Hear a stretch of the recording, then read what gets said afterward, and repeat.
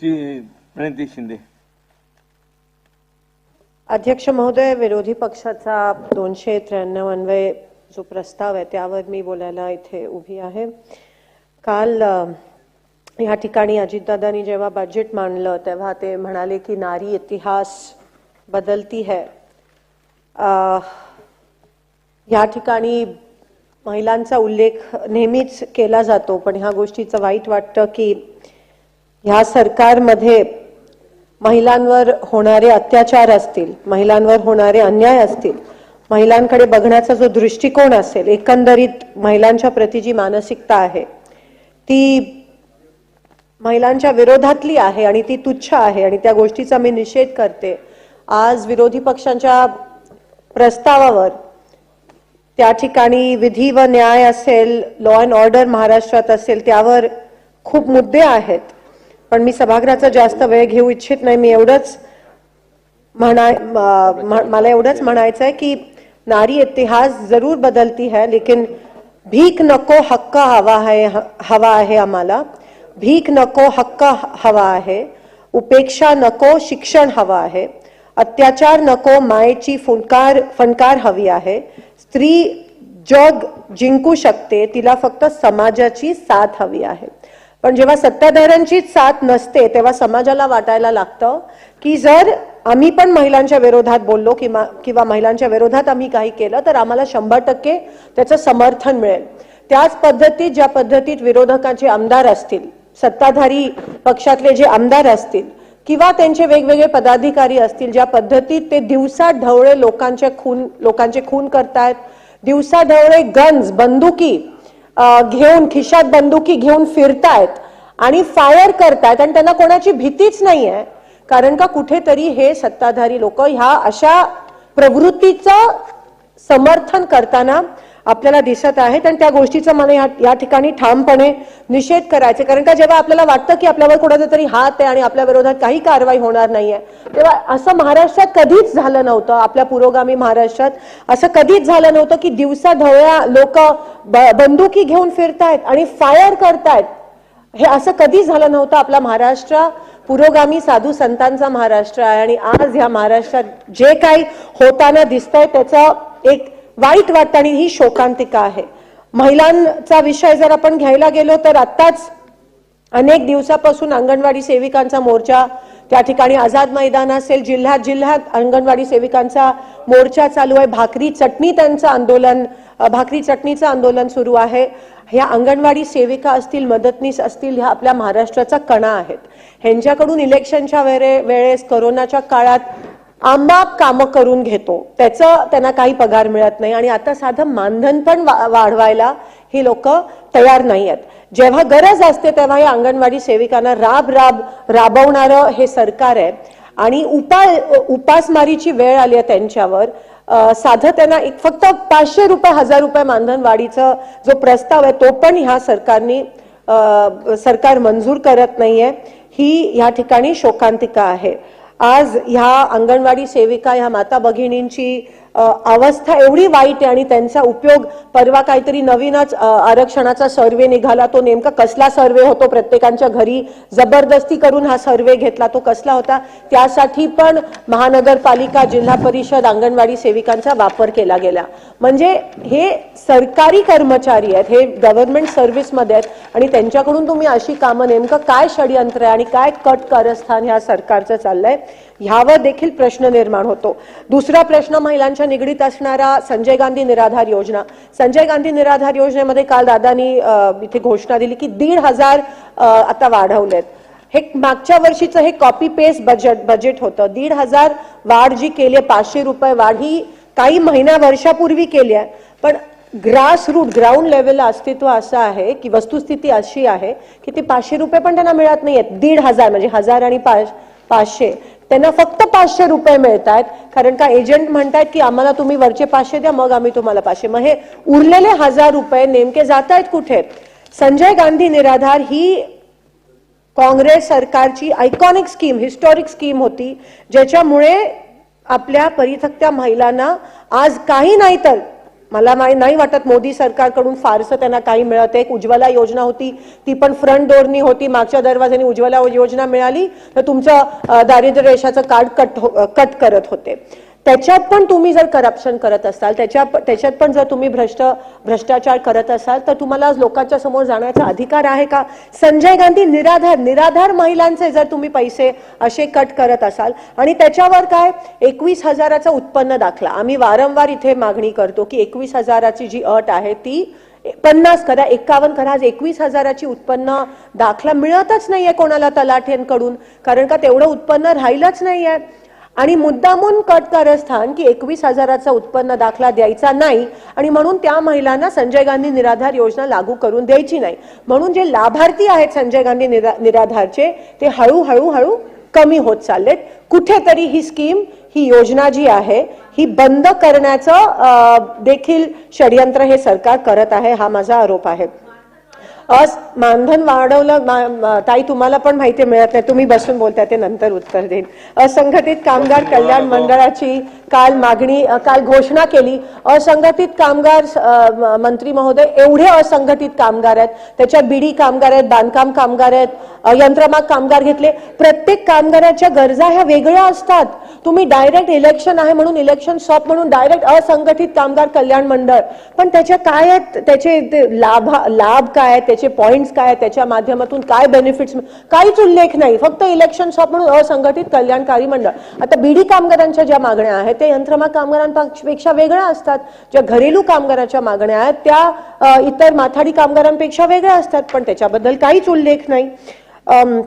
मंत्री महोदय, इथे काल साडी द्यायची घोषणा, हो तिथे महिलांचे पोट भरत नाहीये, महिलांना निराधार पेन्शन मिळत नाही आणि तुम्ही साडी देता. जसं मला असं वाटतं धर्मासोबत कर्म करणं पण तेवढंच महत्वाचं असतं, पण कर्म करताना हे कोणी या ठिकाणी दिसत नाहीये. त्याच्यावर साधं साडीवर काय पोट या ठिकाणी भरलं जात नाही. अध्यक्ष महोदय, जे आपल्या कुस्तीपट्टू, महिला कुस्तीपट्टू आहेत त्यांच्यावर जो अन्याय आणि अत्याचार झाला आणि तरी त्या भाजप खासदाराचा स्वागत करण्यात येतो, ह्यावरून कळतं की सत्ताधाऱ्यांची मानसिकता ही महिलांना किती तुच्छ समजणारी त्यांची ही मानसिकता आहे. अध्यक्ष महोदय, महागाई वाढते आहे. मला जाहिरात कुठेतरी टीव्हीवर दिसली की माँ ख्याल रखती है, माँ बच्चे का ख्याल रखती है, माँ बेटे को खाना देती है, लेकिन माँ का ख्याल कौन रखता है? आणि त्याच्या पुढे मला ते रेकॉर्डवर आणायचं नाही, कारण का जो खुद की माँ का ख्याल नहीं रख सकते वो हमारी माओ का क्या ख्याल रखेंगे. मला ह्या ठिकाणी हे बोलायचं आहे. जिस माँ की आप बात कर रहे हैं, पण महागाई जेव्हा सिलेंडरचे तुम्ही एवढे पैसे वाढवता, महागाई वाढते, 300 रुपयाचा सिलेंडर आज 1200 रुपयावर आहे, मग तेव्हा नाही का ह्या माची आठवण येत? जेव्हा रेशन दुकानामध्ये मालच नसतो, दसरा दिवाळीला आमचं सरकार साखर द्यायचं, त्या राशन दुकानामध्ये मालच नाहीये, मग तिथे नाही का माला चटके बसत? शेतकरी मरताय, तिथे नाही का या धरती माला त्या ठिकाणी चटके बसत? तर किस माँ का ख्याल रख रहे हो आप? हा प्रश्न मला त्यांना विचारायचा आहे. अध्यक्ष महोदय, आपल्या महात्मा फुले योजना आणि पंतप्रधान आरोग्य योजना काहीतरी एकत्र केली आता आपल्या महाराष्ट्रामध्ये, आणि त्या माध्यमातून एवढं मोठं स्कॅम आहे की एका हॉस्पिटलला जर महात्मा फुले योजनेमध्ये एम्पॅनल व्हायचं असेल तर त्यांच्याकडून मोठ्या प्रमाणात पैसे घेतले जातात. आणि जवळजवळ सोलापूर जिल्ह्यात 60 असे हॉस्पिटल्स आहेत जे लाईनीत आहे, ज्यांना ह्या स्कीममध्ये एम्पॅनल व्हायचे, ज्यामध्ये तुम्ही एवढे कव्हर करताय आजार, पण एम्पॅनलमेंटची परवानगीच मिळत नाहीये हॉस्पिटल्सला, आणि त्यामुळे गोरगरिबांवर ह्या ठिकाणी एक तर खासगी हॉस्पिटल एवढ्या मोठ्या प्रमाणात बिलं देत आहेत, पण गव्हर्नमेंट पण तेच करतायत. ज्यांच्याकडे शुभ्र कार्ड आहे, पांढरं रेशन कार्ड ज्यांच्याकडे आहे, त्यांना तुम्ही म्हणालात आता तुम्ही ह्या योजनेमध्ये शुभ्र रेशन कार्ड ज्यांच्याकडे त्यांना पण ही योजना लागू होणार आहे. पण जेव्हा ऑनलाईन ते भरायला जातात तेव्हा पांढरं रेशन कार्ड ती ऑनलाईन साईट ऍक्सेप्ट करत नाहीत. इकडे जेवढे शासकीय कर्मचारी आहेत त्यांच्या सगळ्यांकडे, आणि असं नाहीये की ते आयुष्यभर गव्हर्नमेंट सेवेत राहतात, त्याच्यानंतर त्यांची परिस्थिती इतकी बिकट होते, महानगरपालिका अधिकारी असतील, जिल्हा परिषद मधले असतील, इतकी बिकट होते आणि खासगी हॉस्पिटल्स एवढे मोठे बिल्स देतात पण त्यांना कोणत्या कोणालाही ह्या महात्मा फुले असेल किंवा प्रधानमंत्री योजना असेल त्याची सोय मिळत नाही. तर शुभ्र कार्ड ज्यांच्याकडे आहे ते ऑनलाईन जे काय तुमचं हल्ली सगळं ऑनलाईन चाललंय आणि तुम्ही गुजरातच्या पण ठेकेदारांना आणि कंपनीजना ते ऑनलाईन करायला देताय, त्यामुळे महाराष्ट्राच्या गोरगरिबांचा त्या ठिकाणी नुकसान होत आहे. हा मोठा एकंदरीत स्कॅम चालू आहे. ह्यांचं प्रायव्हेटायझेशन आणि खाजगीकरणामुळे आमच्या सोलापुरातले पंप हाऊस आहेत, तिथे जे काम करणारे जे कर्मचारी आहेत त्यांच्या तर ठेकेदारांनी कहर केला. त्या पंप हाऊसचे जे कर्मचारी आहेत त्यांना या ठेकेदारांनी सांगितलं की तुम्हाला जर पगार पाहिजे असेल, त्यांचा पगार काय, ऑपरेटरला रुपये 17,500 आणि मजुराला रुपये 16,200, त्यांना मिळतात फक्त 13,200 आणि 11,200, ते पण वेळेत मिळत नाही. ते जे कॉन्ट्रॅक्टर्स आहेत ज्यांना खाजगीकरण म्हणजे पंप हाऊस जे शुद्ध पाणी देतात शहराला, NH पटेल आणि राजलक्ष्मी म्हणतात तुम्ही आम्हाला पहिले 2,700 रुपये द्या आणि मग आम्ही तुम्हाला वेळेवर पगार तुमचा देऊ. हे प्रत्येक ठिकाणी होतंय. खाजगीकरण झाल्यामुळे आज ठिकठिकाणी सगळे कॉन्ट्रॅक्टर्स म्हणतात पहिले आम्हाला कट द्या मग आम्ही तुम्हाला देऊ. म्हणजे जणू का आता महाराष्ट्र आपण गुजरातच्याच कॉन्ट्रॅक्टरला टेंडर बेसिसवर देतोय का, अशी परिस्थिती ह्या महाराष्ट्रात निर्माण झाली आहे. अध्यक्ष महोदय, ट्रेन हा विषय इथे येत नाही, पण महाराष्ट्राची अनेक लोक त्या ट्रेनमध्ये येतात जातात आणि ते ट्रेनची जे साफसफाई आहे ती पण कॉन्ट्रॅक्टरला दिल्यामुळे जनरल वॉर्डमध्ये महिलांना खूप मोठ्या प्रमाणात जे ट्रेनमध्ये जे शौचालय असतात खूप मोठ्या प्रमाणात त्या ठिकाणी त्रास होत असतो. अध्यक्ष महोदय, ह्या ठिकाणी सोलापूर जिल्ह्यामध्ये मंगळवेढा जो तालुका आहे तिकडे फक्त 24 असे गाव आहेत जे पाण्यापासून वंचित आहेत. तर त्यासाठी जी मंगळवेढा उपसा सिंचन योजना आहे त्याची मंजुरी मागच्या वेळेस उपमुख्यमंत्री त्या ठिकाणी होते, त्याची मंजुरी त्यांनी जाहीर केली पण अजूनही त्याला मंजुरी मिळाली नाहीये. 24 गावं अत्यंत वाईट अवस्थेत ही त्या ठिकाणी गावं आहेत. ही जी योजना आहे म्हैसाळ योजना त्याचा फक्त 11 गावांना लाभ झाला पण अजूनही 24 गावं ह्या मंगळवेढा उपसा सिंचन योजनेपासून वंचित आहेत. अनेकदा जेव्हा तिकडचे आमदार आता नाही आहेत ते हयातीत भालकेजी होते तेव्हा पण त्यांनी अनेक वेळा आवाज उचललेला पण अजूनही तिकडची आमची गावं आणि गावात राहणारी सगळी लोक ही पाण्यापासून वंचित आहेत आणि ह्या गरमीत तहानलेली आहेत.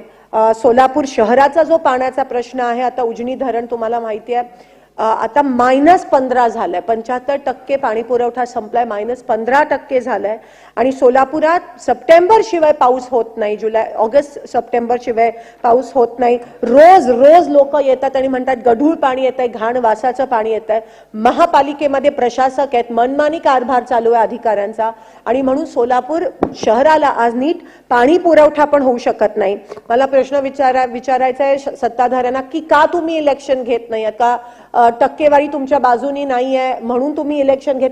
1-1.5 वर्ष आधी हे महानगरपालिका इलेक्शन व्हायला पाहिजे होते पण त्यावेळेस तुमच्या बाजूनी कदाचित सर्वे झाले नाहीत म्हणून तुम्ही अजूनही घेत नाही आहात आणि म्हणून कदाचित इनकमिंग वाढलंय कारण का तुम्हाला त्या ठिकाणी तुमचे सर्वे तुमच्या बाजूनी नाही आहेत म्हणून हे सगळं